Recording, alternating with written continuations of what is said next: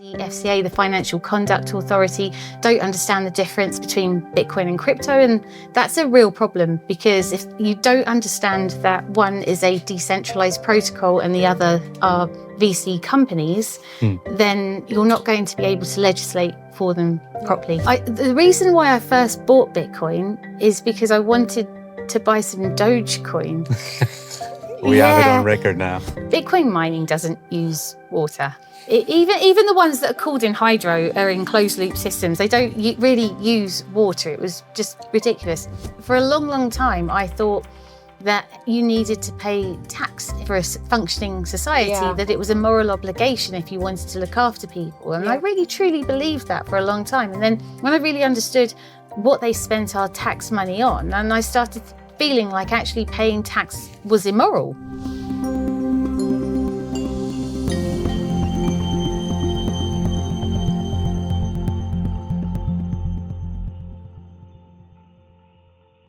Hello and welcome from Bitcoin Vegas 2025. I'm Efrat with You're the Voice. And I'm Ben from Crypto Talks. And we're here today at a collaboration. We're going to interview a series of guests here in Vegas. And we'll introduce each one of them for you, and then we'll roll with the episodes. The episodes are going to be released on both You're the Voice and Crypto Talks, so make sure you're subscribed to both. Our next guest is Susie Violet Ward. Susie is the CEO and co-founder of Bitcoin Policy UK. She's a financial analyst and journalist specializing in Bitcoin. She writes for Forbes, focusing on the intersection of Bitcoin and the environment. So Susie, thank you so much for being here with us today. Thank you for having me. Thanks for being here. I wanted to do this for a long time because we've been hanging out together for a while in conferences and spaces and stuff like that. Let's start with Bitcoin Policy UK and you. So what's Bitcoin Policy UK mission, your role there, and how did you roll into Bitcoin? Can you remind me of some of those questions? So the first one, okay, what's the mission? So we want to advocate for people that buy, hold, and want to sell Bitcoin. So anyone that wants to do any of those three things, we want to make sure that it's easy for them and they can actually do it, because the UK is quite a hostile environment when it comes to Bitcoin. The on-off ramps have made it quite difficult. The FCA, the Financial Conduct Authority, don't understand the difference between Bitcoin and crypto. And that's a real problem because if you don't understand that one is a decentralized protocol and the other are VC companies, then you're not going to be able to legislate for them properly. So we want to make sure that there's good education so they can make right decisions so that the regulations can be fair and useful to people. So your main mission is education on that front, or do you also do other stuff? So we are a think tank. We respond to consultations. So my co-founder and chief policy officer, Freddie, our good friend Freddie, he does the most amazing consultations and writes pages and pages. I just had lunch with him, by the way. Oh, did you? Yeah. So you got the man. He's the man. Yeah. And we also try and advocate for mining, and we're trying to create proof of concepts in the UK to show that it can make business sense. So across a whole array of different Bitcoin angles. And your role in Bitcoin Policy UK? I'm the CEO. Relatively new? So yes, December. Cool. Yeah, you very liking new. It? Yeah. It's difficult. It's hard work. It's very difficult. Yes, it's like pushing a boulder uphill. So you're trying to advocate for something that most people don't understand. And even people who you think that Bitcoin naturally fits with them, all of their ethoses seem to suggest that Bitcoin would be the perfect thing. They still think that it boils the oceans, that it's a Ponzi scheme and that it's for criminals. So having to unwind that damage is really difficult. Sounds very familiar. It does, yeah. And your personal journey into Bitcoin? Where did it start? I started off as an accountant. Well, I suppose going right back. So what really led me to Bitcoin was I was an accountant and then a financial analyst. I worked in IT and then became a developer for a system called Cognos. And I think all of those individual parts led me to Bitcoin. So when I started learning about it, I had the IT and the finance background that gave me the added advantage, and it just all clicked into place. And that happened when? Like, and how? In terms of like, when did you have the aha moment? That happens a lot. I don't think there was ever any one moment. So Interesting. the reason why I first bought Bitcoin is because I wanted to buy some Dogecoin. We have it on record now. And the only reason I bought it, Dogecoin and XRP. So Oh my God. I'm gonna make a clip out of that, Susie. No. You're done. That's it. That's it. Susie's erased from the Bitcoin community. But I've learned my lesson. So I bought the Bitcoin and then I split it and I bought a little. It was only 70 quid worth. It was only a tiny amount. But because I had I was just curious, like, how do you buy this stuff? Like, how do you do it? It's completely different to the normal finance TradFi. And it was curiosity, basically. And when was it? That would have been 2020, 2021. Okay. Yeah.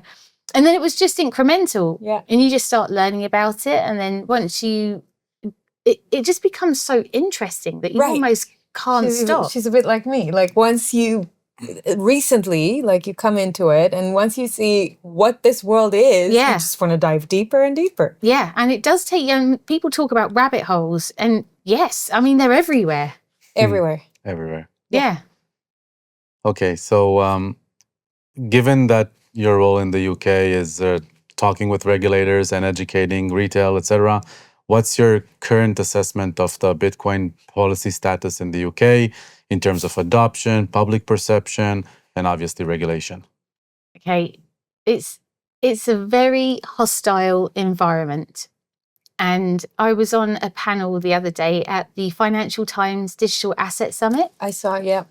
And it was a compliance panel. And what was quite funny about that panel is I wasn't supposed to be on it. So this shows how little the Financial Times understand about Bitcoin. They originally put me on a staking panel. So I tried to explain to them that maybe becoming funnier as we go. Go on. I tried to explain that Bitcoin was proof of work and perhaps I wasn't the best person to be on a staking panel. And they were like, no, it's fine. You'll bring a different angle to it. And I'm like, yes, I think I will. I'm not sure you want my angle. No. So we had the pre-panel discussion and I think there was a moment when the penny dropped that maybe I wasn't the right person for that panel. And then the conversation ended very quickly. The lady coordinating it said, right, I don't want anyone to be uncomfortable on this panel. Shut it down. And then the next thing I know, I've been put on a compliance panel. So when I was on this compliance panel, there was a chap from Revolut. And he said, well, we may have missed the opportunity for a first mover advantage in the UK, but I think we have an opportunity for a second mover advantage. I'm like, are you kidding me? Like what? With crypto? With Bitcoin and crypto, okay. yeah. And I was like, we are so far behind. We will never catch up. The best we can hope for is just that we're just not left as far behind as we might be. But we'll never have a first or second mover advantage. It's quite a dire situation. And even though the FCA have had consultations and they understand the difference between Bitcoin and crypto, they're still treating them in exactly the same way. Yeah. And until that changes, I just don't see how we can move forward properly. We literally have the same problems in Israel. It's exactly the same. Everything that you just said is the things that I'm battling on with Israeli regulators and bankers too, right? So I don't know if you have it too, but the banking system in Israel is terrible when it comes to crypto and Bitcoin. With the on-off ramps. The on-off ramps. It's terrible. They're making it really difficult for people to buy Bitcoin. And so early 2024, the same week that a Bitcoin spot ETF was brought out in the US, the FCA made it really difficult for people to buy Bitcoin. And then in 2024, it went up by 100%. So if they're there to protect investors and they're there they've got a growth mandate, then I think that's a fail. In Israel, if you try and send shekels from your bank account to a regulated crypto broker, right? It's regulated. You still get a text message that you are sending money to buy a very risky asset. You shouldn't do it, and blah, blah, blah, blah, blah. Insane. You're the Voice is brought to you by Trezor, the original Bitcoin hardware wallet company pioneering the development of self-custody for crypto assets, since 2013, empowering individuals with an open source device, enabling beginners and experts to easily and securely hold their coins. I find my Trezor super easy to use and recommend it to my friends and family. Enjoy my 5% discount on Trezor products by clicking the link in the show notes and using the code FLAT.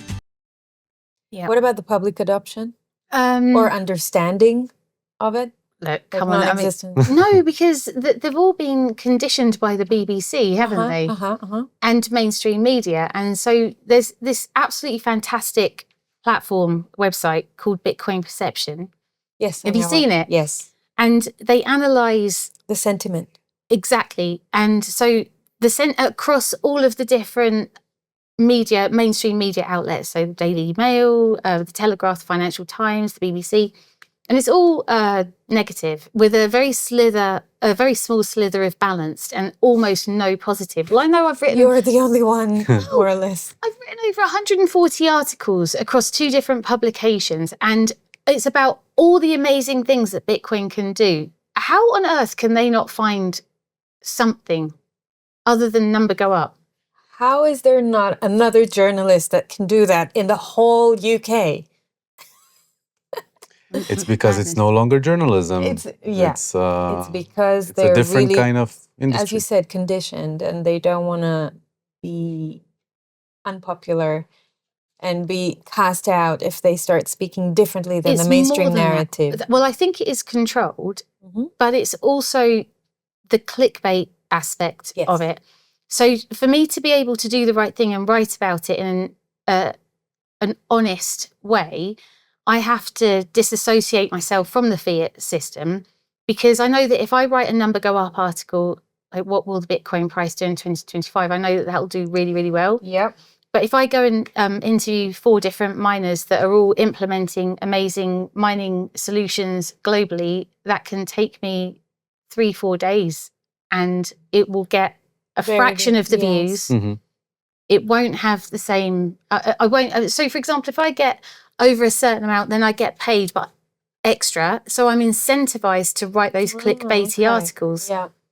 But I don't want to, because it's not newsworthy. So I have to take a financial hit in order to be able to actually do it and put the time in, knowing that I'm not going to be rewarded for it financially, but knowing that the reward will be through the educational aspect. Beautiful. Yes. You want to go for City of London? Yes. So basically, we know there's the City of London, and we know that it's the most important financial hub, definitely in the UK, probably in the world.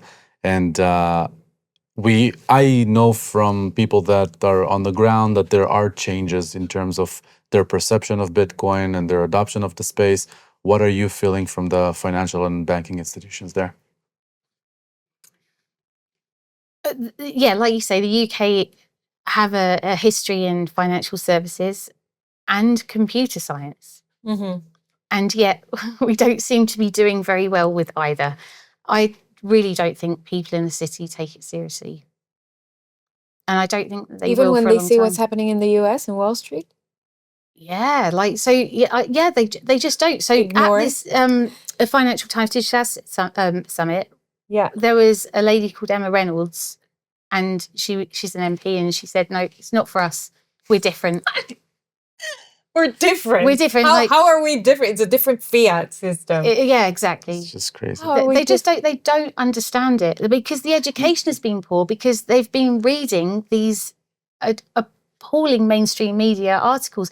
Because when I was explaining my background, it was a history in finance and IT. Yes. And then I understood. And then I did the hundreds, if not thousands of hours. Well, when you're a journalist, you've just gone to journalism school. Yes. It's not the same thing. Yeah.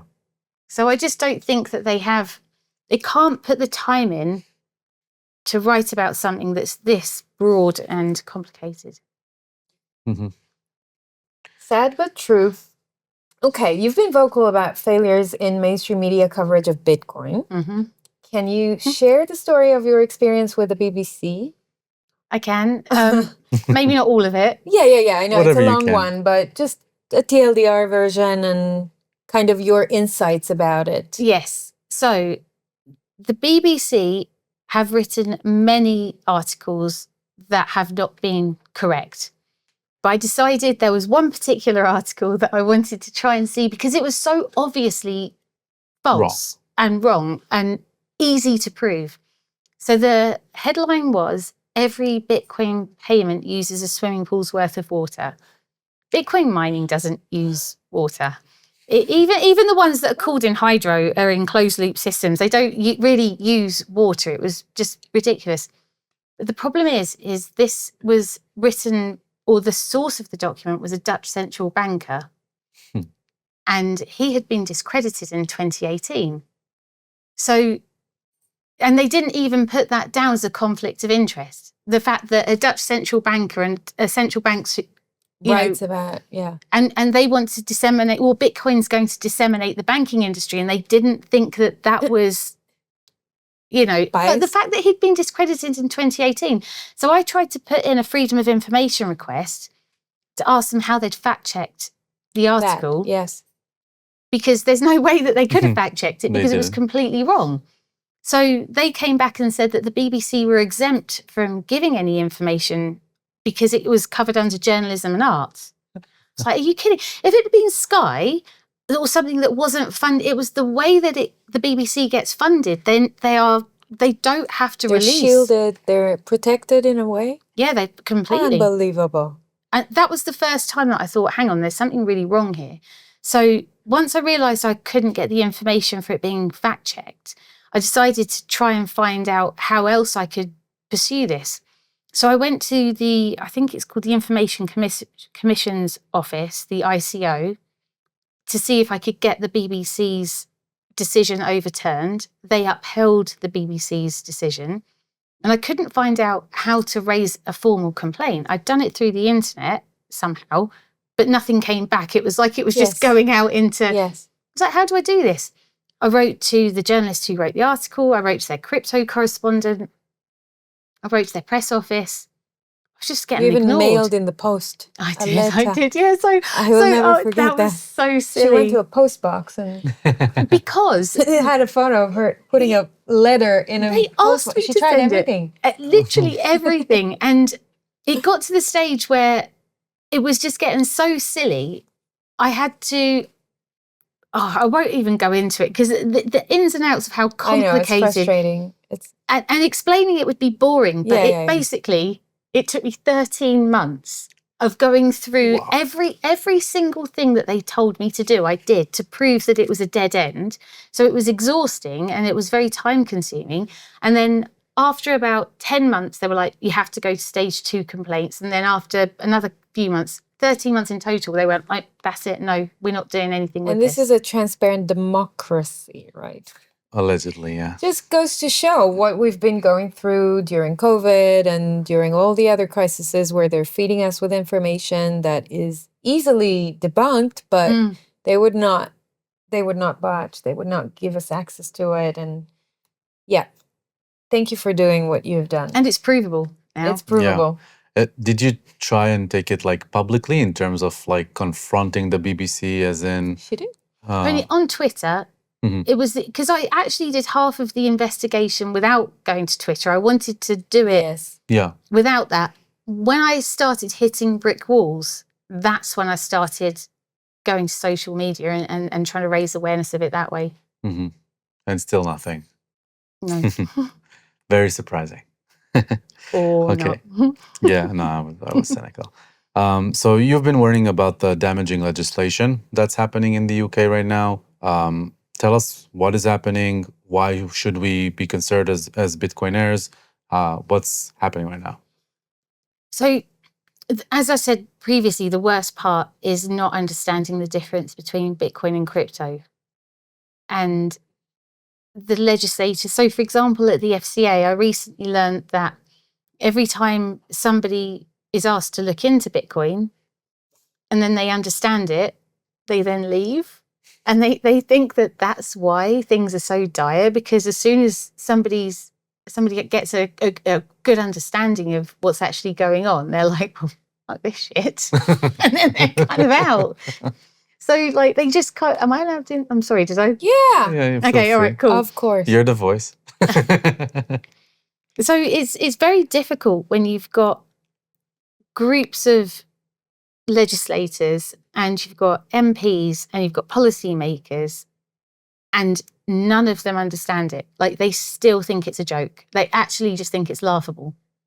And what about what they're doing? You recently spoke, I think it was at that conference, about KYC and the danger it poses.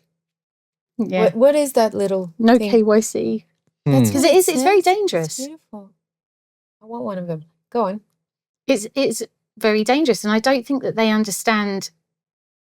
Can you say a bit more? Why is it dangerous? So there's a new, it's new in the crypto world, but it's called the FATF Travel Rule.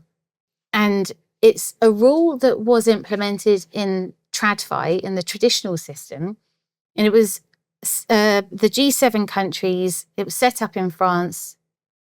And they came together and said, right, we need information to travel with transactions because we want to stop money laundering. And they've had it in the current system and it hasn't worked. And now they want to bring it into crypto. But we know that we've seen examples of where people have been kidnapped, had their fingers chopped off. Like, there's real world implications around, and it doesn't even stop money laundering. So they're collecting all of this information. It's a honeypot for hackers. It's proven not to work. It's dangerous. And yet they want to bring it into crypto and Bitcoin. It's not that they want, they are bringing it. Yeah, it's already implemented, right? I don't know when. Can you do, I mean, KYC is now. Oh, sorry. KYC is a general thing. Yeah, I was talking about the travel rule, I think, is rule. already implemented. I think it's already a must in most places right now. Yes. I think it was the end of last year, wasn't it, that it came in? Yeah. Terrifying. Yep. Definitely terrifying. And there's no reason for it either, and it doesn't even work. Yeah.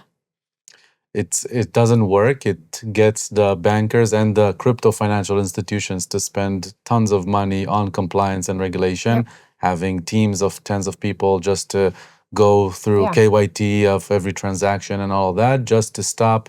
There's a report from 2019 about stopping somewhere between 0.1% to 0.2% of all annual money laundering. So it's stopping, I think, 15 billion a year out of some trillions. And it's just preposterous. It is preposterous. Yes, it's an excellent way of describing it. Okay, so we have another place that's happening, and even more so, and that's the EU, which has been going through many kind of variations into communism, but one of them also is happening in the when it comes to crypto and KYC and MiCA, MiCA. What can you tell us about what's happening right now in MiCA as opposed to the UK, and your take on that? So MiCA was new legislation that was created for the EU. I do have some issues with that because I've actually written another article where I could prove that these altcoins were funding their own research to then influence MiCA policy, and you can actually trace it. Amazing. Whereas in the UK, we didn't create anything new necessarily. We just fitted it into kind of old AML legislation. So I don't know, either or. Yeah, they're both bad, but pick your bad. Tired of feeling like your freedom and future are fading away? Do you live in a country with growing inflation, crazy housing prices, weird culture, and a chaotic economy? You're not alone, and my friend Mikkel Thorpe and his team at Expat Money can help. Mikkel is the world's leading expat consultant on a mission to free you from broken systems. He's been an expat for 25 years, lived in 9 different countries, and has helped hundreds of people with second residencies and passports, offshore banking, international investing, and many other essential tools. If you're serious about protecting your wealth and your family, it's not enough to hope things will get better. You need a plan B in another country. The team at Expat Money can help you build it legally, safely, and without wasting years of research. Visit expatmoney.com/eflat and leave your details for a follow-up. In a world hypnotized and sleepwalking towards totalitarian control and digital enforcement, awakened voices rise to inspire change and radiate hope. In December 2024, I had the honor of hosting Professor Matthias Desmet at a conference I produced called New Totalitarian Order. This masterclass is now recorded and available to watch. The conference explores the psychology behind global mass processes, offering a behind-the-scenes look at science, economics, and human potential. It addresses challenging global agendas, mass formation, transhumanism, consciousness, societal change, and the path to transformation.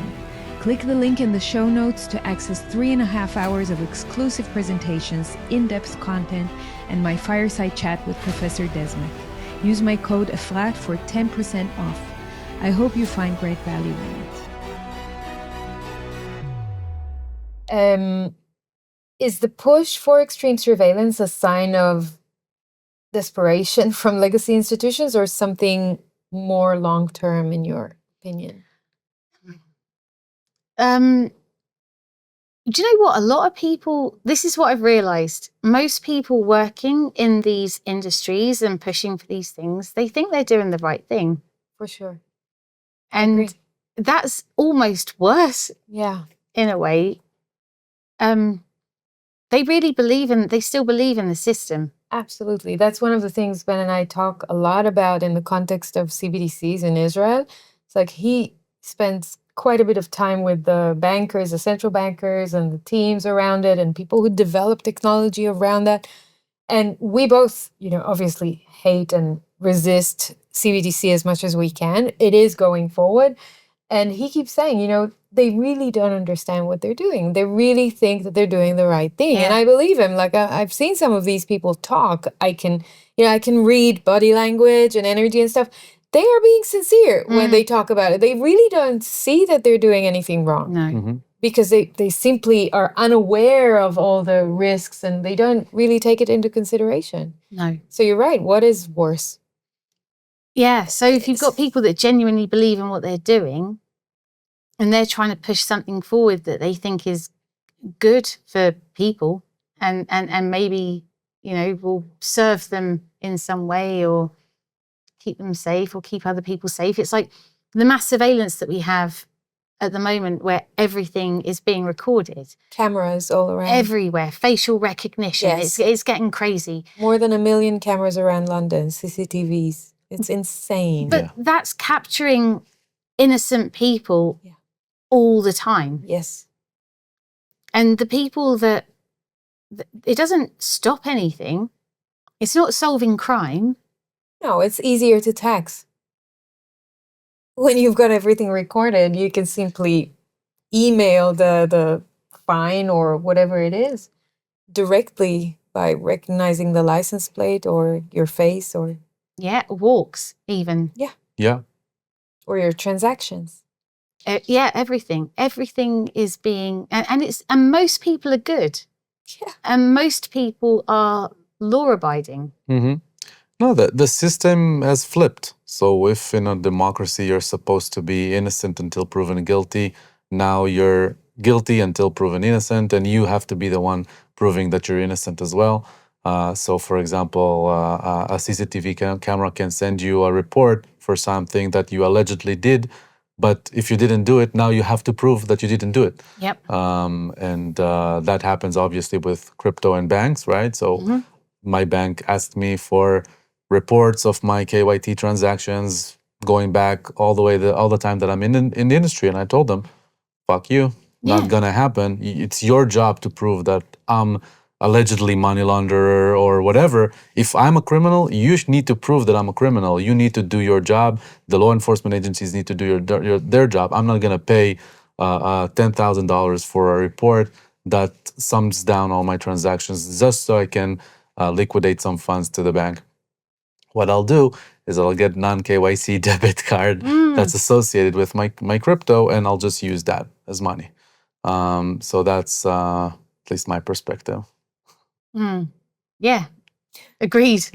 Yes, it's madness. The whole thing is madness, but people don't really see it because they're all being conditioned So it's like tax. For a long, long time, I thought that you needed to pay tax for a functioning society, that it was a moral obligation if you wanted to look after people. And I really, truly believed that for a long time. And then when I really understood what they spent our tax money on, and I started feeling like actually paying tax was immoral in a lot of ways when it funds Taxation war is and debt interest and fiscal mismanagement. And it's not going to go towards the ambulance that might save me if I have a heart attack. It won't be there. Unless you don't pay tax. Oh, yeah. Well, yeah. You always have to pay extra for the ambulance. Absolutely. Absolutely. And that's a big thing. I think a lot of Bitcoiners are now looking into taxation and looking at natural law and how they can start learning more about their state-specific legislation around taxing and what can they do to not evade that, but really like reclaim back the power. So, and it's a whole other rabbit hole. Speaking of rabbit holes, which I am aware of, but I have not dived into it. And I think that, you know, it's difficult because this is so ingrained in our society, in our culture, in the way we think, that breaking through that is very difficult. But I think that's another rabbit hole to explore soon.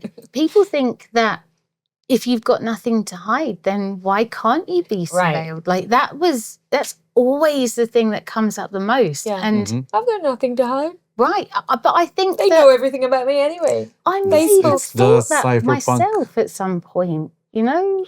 I don't want them to know everything about me.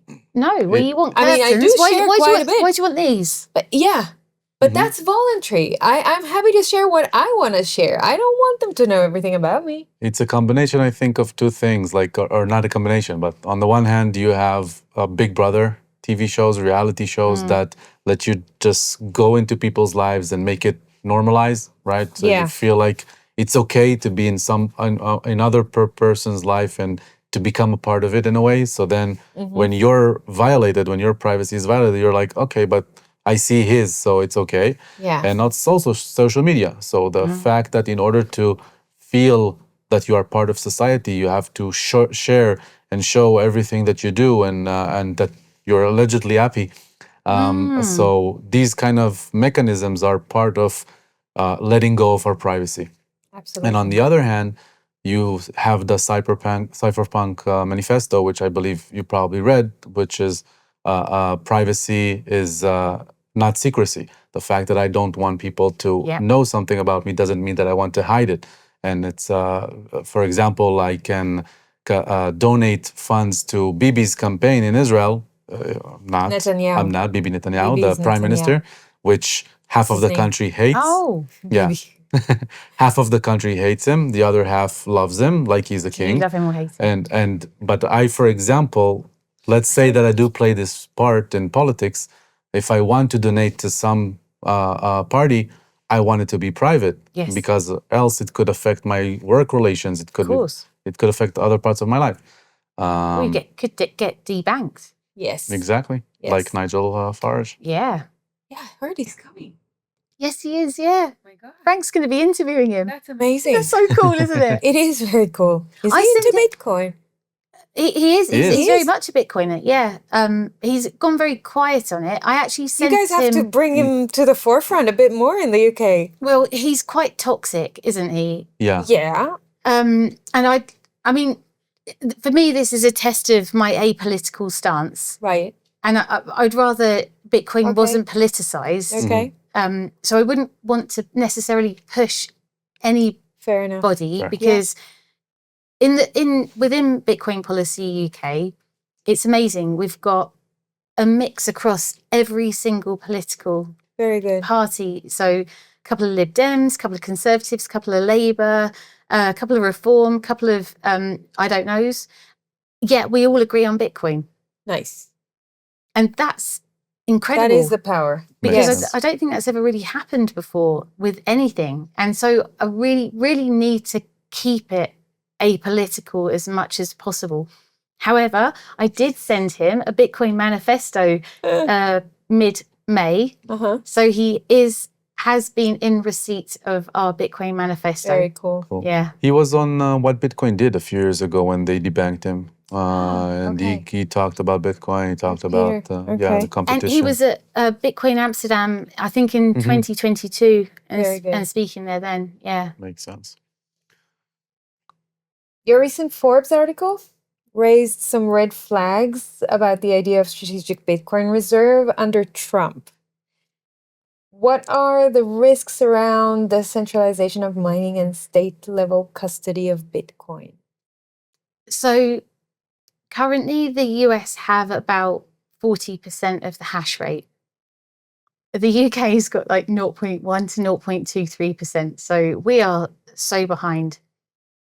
When it comes to Marathon have proven that it's possible to censor transactions. So with the OFAC transactions, you can keep them out of blocks.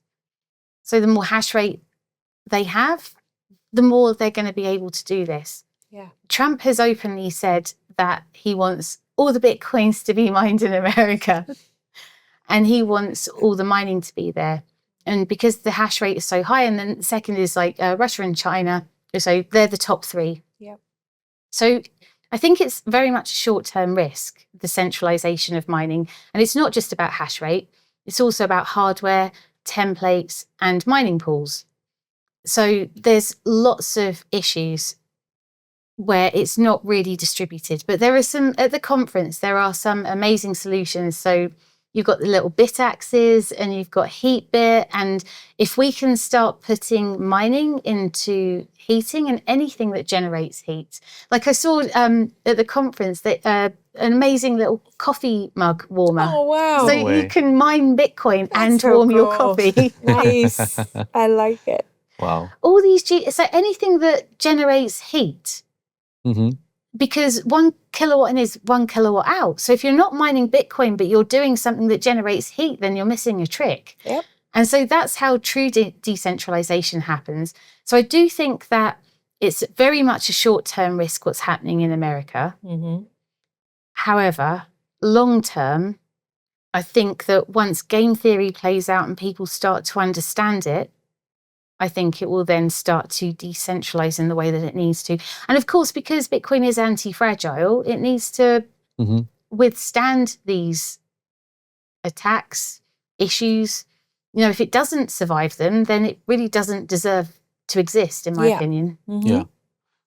Are you sure about the number that 40% is of the hash rate is in the US, or is it 38%. mining pools? No, mining pools are a lot higher than that. So the top two mining, I think the top 4 mining pools make up about 83%. I'm talking specifically about hash rate. Yeah. Okay, cool. Okay, so that's definitely an important topic to talk about, but one that is definitely a big part of what we do in Israel and what we talk about, and we mentioned it, is CBDC. So I've been working on Peace, 10,000 words. It came out, almost a book. Wow. About the digital Please make shekel. it an audio version. I don't think I'll have time to read it. Yeah. I told him to split it to 5. I'm splitting it to 5 parts. Yeah. And we want to know what's happening with the digital pound, right? So where do things stand right now? We know that there's a large team working on it. We know that they're not even sure if they want to do it, or at least that's what I heard. Yeah, so we had a consultation and a lot of people responded. I don't think they listened. Was it recently? It was a couple of years ago now. Time goes so Okay, quickly. yeah. I can't actually remember. Yes, like, it wasn't recent. Yeah, it would probably a couple of years ago, but feels like 2 weeks, maybe. So it was a little while ago, and I don't even know if they know whether or not it's going to be on a blockchain or if it's just going to be a centralized database. Like, they've lumped it into crypto like it's digital money, but like they don't even know the kind of infrastructure. And when you look at the kind of person that's going to need to build it and implement it, no one who understands that tech.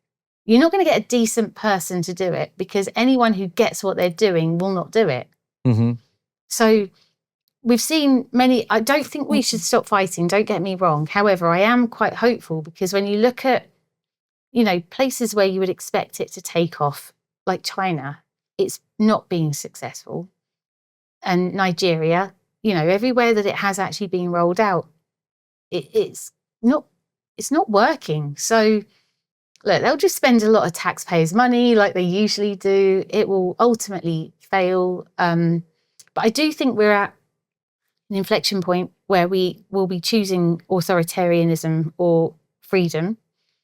And I think that we need to keep focused on making sure that we take the freedom route, because with the surveillance, with the threat of CBDCs, with the overreach with KYC, it's all heading in one direction, and it is terrifying. But I do think people are starting to wake up. Do you get that feeling? Yes. Yes, maybe less where we are, but Yeah. but around the world, yeah. Yeah, we were both against lockdowns, against vaccines and all that during COVID, and that's the first time we really saw like how much of the herd mentality has been embedded in our DNA, in the society DNA. Very much. And those were very, I know for me, I can't say for a frat, but I assume it's the same, very dark times, right? Because you had very little hope that it can change. It seemed like the surveillance state's end game is imminent. But then many things happened with also the vaccines, and a lot of truth came out, and Fauci and all of that, and that opened people's eyes substantially to a higher numbers than what we saw. So it's definitely given hope. But the problem that the Frat and I are talking a lot about is that even with people, when they wake up to something specific, like for example, they can understand why Bitcoin is important, that if you fix the money, you fix the world, but they don't allocate the same resources in their mentality and their mind to asking, is climate change real? Should I be also looking with the same critical thinking at this problem or health? More at the narrative, not the problem. Yeah, so they're not taking a rabbit hole that they already woke up to and implementing the same thing to other stuff. So that's the problem, because they can tell you on the one hand, yes, Bitcoin is amazing, but on the other, climate change is real. We're all about to die. Although with climate change, I think that it's once again a very complicated subject, just like Bitcoin is. So I'm not as comfortable saying that something's real or not real, because I have spoken to climate scientists around the world that say that I know that temperatures change, but the speed at which the temperatures are increasing is quicker than the ecosystems can keep up with it. And so there are side effects to that. However, the waters get muddied because the solutions that governments want to implement are a nonsense. Yeah, or taxing you on your carbon emissions. It makes no sense. So you can believe both things to be real. Like, you can think that humans are causing a problem which is causing temperatures to rise faster than our current ecosystems can cope. I think that's, if you would speak to climate scientists, they would say that that's a fact. But you can also say that absolutely everything that the government is doing is not going to solve a single thing. It's just causing more harm. Like in the UK, we've got net zero. I mean, what does that even mean? What is that? I just heard the statistic. It means death. That's what it means, net zero. Like zero what? Zero carbon? There is no life without carbon. Carbon is the source of life. It's ridiculous. CO2 is the source of and life. It's so ridiculous that I heard the statistic. I'm not sure about the final numbers, but if Canada goes to net zero, which it already, much more than that, it's already positive because of all the trees that they have, which are not somewhat not counted in the statistics. But even if they make it as they measure it to net zero, then what China does in, I think, 3 or 5 days, that's what Canada has just dropped. And it's just absolutely nonsense. Yeah, it's crazy.